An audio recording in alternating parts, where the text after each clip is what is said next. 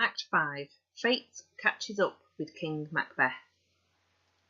The witch's prophecy had convinced Macbeth that he was invincible, but now Lady Macbeth was terrified.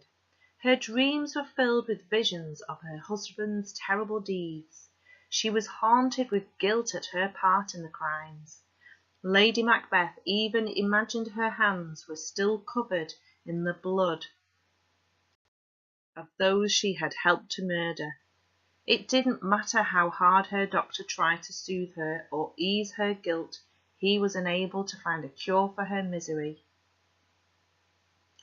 After days of marching, Malcolm Macduff and their newly recruited army of English supporters had arrived in Scotland to fight King Macbeth. They gathered with the other rebel lords who had set up a secret camp near Birnam Woods.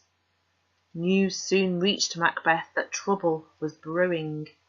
English troops, Macbeth spat, led by Macduff and Malcolm. I'm not afraid of them. The witches had told him that he needn't fear Macduff. He trusted them. They had never been wrong before. Just then Macbeth's messenger arrived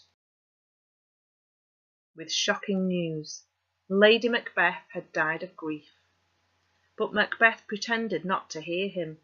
All he could think of was beating Malcolm and Macduff.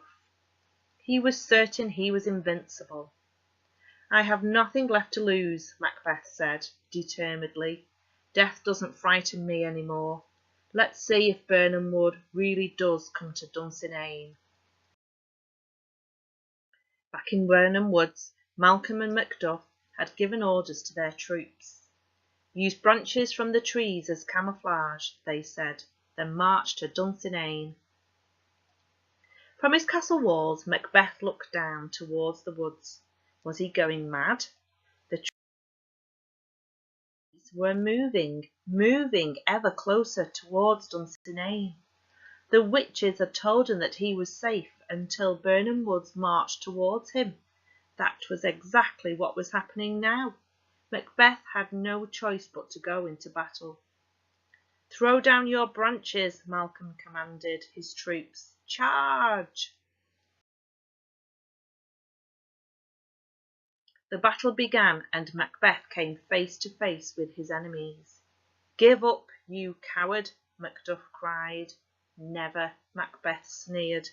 They fought bitterly until Macduff finally killed Macbeth. Before delivering the final blow, Macduff told Macbeth that he had been cut out of his mother's womb in an operation called a caesarean. So Macduff was not born of a woman, just like the witches foretold. He was the killer the witches were warning Macbeth about. Now Macbeth lay dead at Macduff's feet. Macduff chopped off Macbeth's head and walked back to the camp, holding the severed head high. Hail King Malcolm, Macduff called out to his comrades.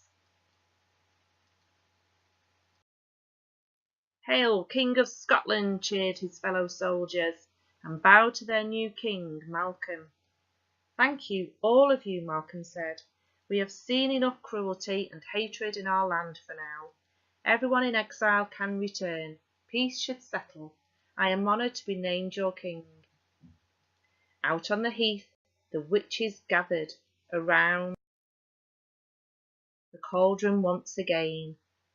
Dropping a toad and an adder into their pot, they stirred their potion, looking to see what the future had in store. The end.